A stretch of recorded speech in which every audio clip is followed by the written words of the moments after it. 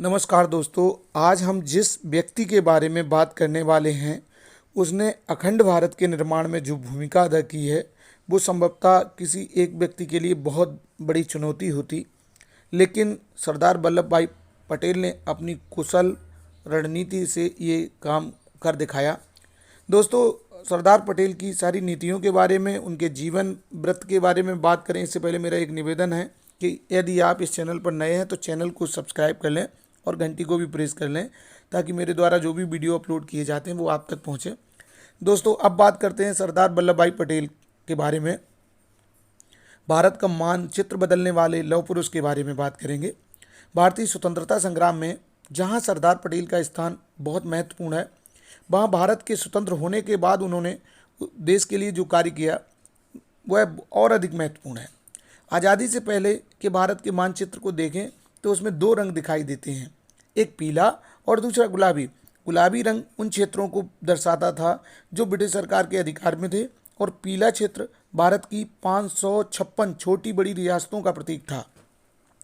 इन देशी रियासतों को ब्रिटिश सरकार ने इस बात की छूट दी थी कि यदि उनमें से कोई पाकिस्तान के साथ लगता है तो पाकिस्तान में सम्मिलित हो सकता है, और जो राज्य चाहे वे भारत में मिल सकते हैं। इसके अतिरिक्त उनके लिए एक प्रलोभन यह भी था कि वे चाहें तो अपने आप को स्वतंत्र भी रख सकते हैं। बड़ी समस्या थी देश के सामने।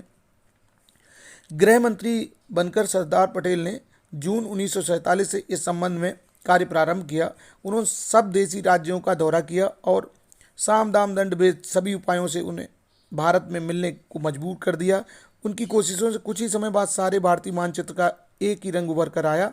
पीले धब्बे समाप्त हो गए। निजाम हैदराबाद ही एक ऐसा राज्य बच गया जिसने गड़बड़ करने का प्रयास किया, परंतु एक छोटे से पुलिस एक्शन द्वारा सरदार पटेल उसे भी सही मार्ग पर ले आए। इस प्रकार अखंड भारत का निर्माण हुआ। यह कार्य अत्यंत कठिन और दुरूह था, परंतु सरदार पटेल ने बड़ी योग्यता और कुशलता से इसे पूरा किया। इसी कारण उन्हें भारत का लौह पुरुष भी कहा जाता है। सरदार पटेल अपने किसान पिता के परिवार में चौथे पुत्र होने के कारण थोड़े उपेक्षित भी रहे, परंतु उनमें दृढ़ निश्चय की भावना पहले से ही थी। उन्होंने गुजरात की एक छोटी सी रियासत राजकोट के विरुद्ध 1939 में आवाज़ उठाई। वे जानते थे कि भारत के किसान अत्यंत निर्धन हैं और राजा जमींदार उनका ज़बरदस्त शोषण करते हैं। सरदार पटेल ने राजकोट के एक जाति विशेष के लोगों को मजबूर कर दिया था कि वे किसानों के हित में कार्य करें। देश का विभाजन जिन्ना और मुस्लिम लीग के सांप्रदायिक विचारों के आग्रह पर हुआ था, हम सभी जानते हैं। जूनागढ़ और हैदराबाद के अतिरिक्त कुछ छोटी छोटी रियासतों के शासक मुस्लिम नवाब थे। सरदार पटेल की कोशिशों से उन्हें भारत की मुख्य धारा में सम्मिलित कर लिया गया था, परंतु एक प्रश्न ऐसा था जिसमें सरदार पटेल को बहुत सोचना पड़ रहा था। कश्मीर की समस्या थोड़ी भिन्न थी। एक बात तो यह है कि कश्मीर पाकिस्तान की सीमा को छू रहा था। इसके साथ कश्मीर घाटी में मुस्लिम जनता की संख्या अधिक, परंतु शासक एक हिंदू था। नेहरू जी के पुरखे कश्मीरी थे और कश्मीर का मामला उन्होंने अपने हाथ में ले रखा था। कश्मीर के महाराजा की एक इच्छा स्वतंत्र रहने की भी थी, जो अंग्रेजों ने तीसरा विकल्प दिया था। कश्मीर की अनिश्चित स्थिति को देखकर पाकिस्तान ने कश्मीर घाटी पर आक्रमण कर दिया। तब कश्मीर के महाराजा हरि सिंह ने भारत के साथ मिलने की इच्छा प्रकट की। उन्होंने जब भारत में मिलने के करार पर हस्ताक्षर कर दिए, तब भारतीय सेना ने श्रीनगर को कबायलियों के हाथों से बचाया। कबायली और पाकिस्तानी सेना के कुछ भाग जब घाटी से पलायन कर रहे थे, उस समय युद्धबंदी का ऐलान कर दिया गया। इस प्रकार कश्मीर का 1/3 भाग पाकिस्तान के कब्जे में रह गया। दोनों देशों की सीमाएं जहां मिलती हैं उसे नियंत्रण रेखा कहा जाता है। इसके बाद भी पाकिस्तान ने 2-3 बार भारत पर आक्रमण करके कश्मीर पर अधिकार करने की कोशिश की, परंतु जब वह उन कोशिशों में असफल रहा तो उसने अपने सैनिकों और आतंकवादियों के सहारे भारत में तोड़फोड़ के रूप में परोक्ष युद्ध प्रारंभ कर दिया। भारत आज भी इस परोक्ष युद्ध से जूझ रहा है। अभी कुछ समय पहले कारगिल में भारतीय और पाकिस्तानी सेना में जो युद्ध हुआ, वह भी इस बात की पुष्टि करता है कि पाकिस्तान कश्मीर को इस आधार पर अपने साथ मिलाना चाहता है। वह मुस्लिम बाहुल क्षेत्र है, लेकिन ये सब बेकार की बातें हैं और करगिल युद्ध में भी उसे मुँह की खानी पड़ी। यह सब बात करने का उद्देश्य यह है कि अनेक राजनीतिज्ञ और अनुभव करते हैं कि यदि कश्मीर का प्रश्न भी सरदार पटेल के हाथ में होता तो आज स्थिति भिन्न होती। यह बात भी इसका प्रमाण है कि सरदार पटेल ने जवाहरलाल नेहरू की तरह भावुकता में न बहकर वास्तविकता को समझा और दृढ़ निश्चय से कार्य किया। यही सब बातें उन्हें लौह पुरुष सिद्ध करती हैं। लौह पुरुष के संबंध में ये स्पष्ट कर देना भी जरूरी है कि सरदार पटेल शारीरिक रूप से कोई बहुत बलवान और ताकतवर नहीं थे। वह सामान्य भारतीय वेशभूषा के अतिरिक्त, जिसमें धोती और कुर्ता सम्मिलित है, उनको कुछ उन्होंने धारण नहीं किया।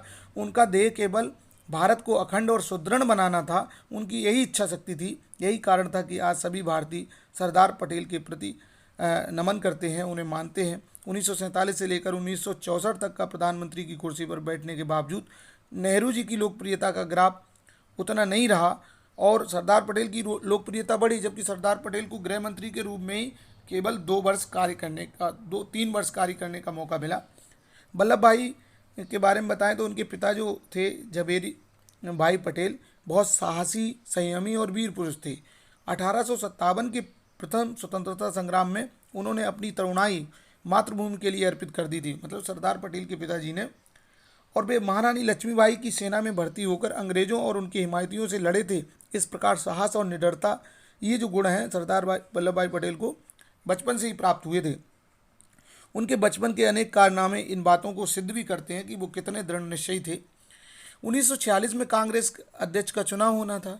पार्टी के नेता और सदस्य सरदार पटेल को अपना नेता चुनना चाहते थे। इस समय जो अध्यक्ष चुना जाता, ब्रिटिश सरकार का प्रतिनिधि उसे ही सरकार बनाने को आमंत्रित करता और भारत का वही प्रधानमंत्री होता। किंतु गांधी जी ने हस्तक्षेप कर दिया और नेहरू जी को इस काम के लिए आगे बढ़ाया। सरदार पटेल चाहते तो कांग्रेस का विभाजन भी हो सकता था, परंतु उन्होंने संयम से काम लिया और गांधी जी के आदेश के अनुरूप सदैव जवाहरलाल नेहरू जी का साथ देते रहे। सरदार पटेल प्रारंभ से ही निडर और साहसी थे। संयम भी उनमें कूट कूट कर था।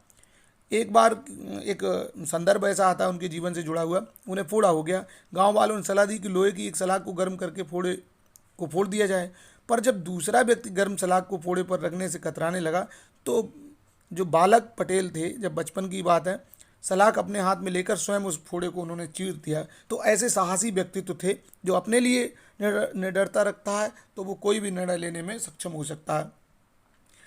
10वीं पास करने के बाद पटेल चाहते थे कि इंग्लैंड जाकर बैरिस्ट्री पास करें, कानून की शिक्षा लें, परंतु वहाँ जाने का व्यय सहन करने की क्षमता परिवार में नहीं थी। विदेश में पढ़ाना बहुत मुश्किल का काम था, इसलिए वह गोधरा में मुख्तारी का काम करने लगे। इस काम से कुछ पैसा इकट्ठा करके जब वह विलायत जाना चाहते थे तो उनके बड़े भाई वल्लभ भाई पटेल को इस बात का पता चला, तो बड़े भाई ने और पैसा दिया और सरदार वल्लभ भाई पटेल को बैरिस्टर की शिक्षा पढ़ने के लिए विदेश भेज दिया।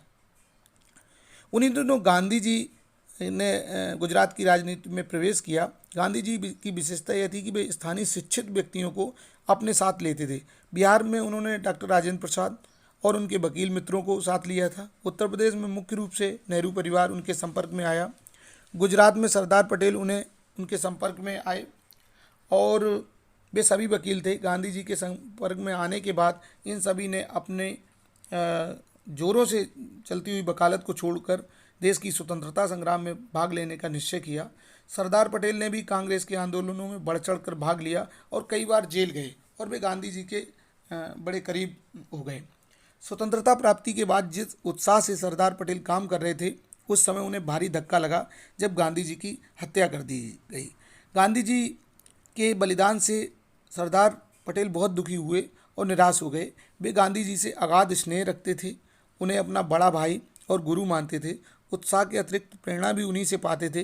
गांधी जी की हत्या के बाद वे एक प्रकार से टूट गए थे। आपको अभी मैंने बताया भी था कि 1946 में जब कांग्रेस का अध्यक्ष चुना जाना था और वह अध्यक्ष आगे चलकर देश का प्रधानमंत्री बनने वाला होता, लेकिन केवल गांधी जी के इशारे मात्र से उन्होंने अपना नाम वापस ले लिया और हो सकता उनके स्थान पर कोई और होता तो कांग्रेस का विभाजन कर देता। लेकिन सरदार पटेल चूँकि गांधी जी को अपना गुरु और बड़ा भाई मानते थे तो उनके मन में भी ये ख्याल नहीं आया। देश के प्रशासन कार्यों के अतिरिक्त निजी मामलों में भी कर्तव्य को सर्वोपरि मानते थे। अपना उनका काम क्या है उसको बहुत महत्वपूर्ण समझते थे। एक बार वकील की हैसियत से भी अदालत में बहस कर रहे थे। उसी समय उन्हें अपनी पत्नी की मृत्यु की खबर मिली। ये बहुत बड़ी बात है, परंतु तब भी उन्होंने बहस जारी रखी। मृत्यु का तार पढ़ लिया और उसे मोड़कर जेब में रख लिया। बहस समाप्त होने पर वे अदालत से विदा हुए। पत्नी की मृत्यु हो गई, लेकिन उन्होंने अपना जो दायित्व था उसको पूरा किया और जब तक बहस करते रहे जब तक बहस खत्म नहीं हुई। इसके बाद तार को जेब में रखा और अदालत से विदा हो गए। 1950 में जब उनकी मृत्यु हुई तो ये समाचार देश विदेश में जंगल की आग की तरह फैल गया। सारा देश शोक सागर में डूब गया। बताते चलें कि देश की आज़ादी के बाद गृह मंत्री जब सरदार पटेल बने और उन्होंने देसी रियासतों का एकीकरण किया, तो सरदार पटेल की लोकप्रियता जो गुजरात में थी पहले और स्वतंत्रता आंदोलन में थी, वो बतौर गृह मंत्री भी घर घर जा पहुंची और वो बहुत लोकप्रिय हो गए थे। देश को अखंड बनाने में उनकी जो भूमिका रही, उसको उन्हें अंतर्राष्ट्रीय स्तर पर उन्हें बड़ी पहचान मिली और वास्तव में वो एक दृढ़ संकल्पी व्यक्तित्व के रूप में सामने आए। 20वीं सदी के भारत की अखंडता को अक्षुण्ण बनाने के लिए उन्होंने जो कुछ किया, विश्व के महानतम नेताओं के कार्य भी उनके सामने फीके पड़ जाते हैं। सरदार पटेल ना होते तो भारत अनेक टुकड़ों में बटा होता। अब कल्पना करें कि हैदराबाद या जूनागढ़ जैसे जो राज्य भारत के बीच में थे, तो अगर ये स्वतंत्र होते तो क्या स्थिति होती। जाहिर सी बात है कि भारत के सामने एक बहुत बड़ी चुनौती होती। तो अखंड भारत के निर्माण में जो भूमिका सरदार पटेल की है, वो वास्तव में किसी और की हो ही नहीं सकती थी और उसके लिए चाहिए थे सशक्त निर्णय जो सरदार पटेल ने लिए। साथियों, ये थी सरदार पटेल के बारे में बहुत सारी जानकारी हमने आपसे शेयर की, चर्चा की। यदि जानकारी अच्छी लगी हो तो शेयर करिएगा और कमेंट्स में बताइएगा कि कैसा व्यक्तित्व था सरदार पटेल का। वीडियो देखने के लिए आपका बहुत बहुत धन्यवाद।